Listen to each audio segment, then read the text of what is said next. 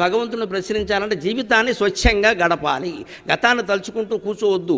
5 ఏళ్ళప్పుడు తప్పు చేశాం, 25 ఏళ్ళప్పుడు తప్పు చేశాం, బాగుంది, 60 ఏళ్ళు వచ్చాయి, చేయకు, ఇంకా కనీసం చేసిన తప్పులు చేయకు.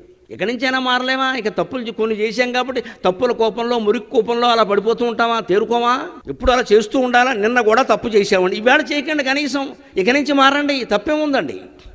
99 మాటలతో ఆపేసినా కానీ శిశుపాలుడు చచ్చేవాడు కాదు. వాడు 100 దాటి మళ్ళీ కృష్ణుడు ఏమన్నా కౌంటింగ్ తప్పు చేసుకుంటాడేమో అని ఇంకో 8 ఎక్కువ చేశాడు వాడు, అందుకని వేసేసాడు.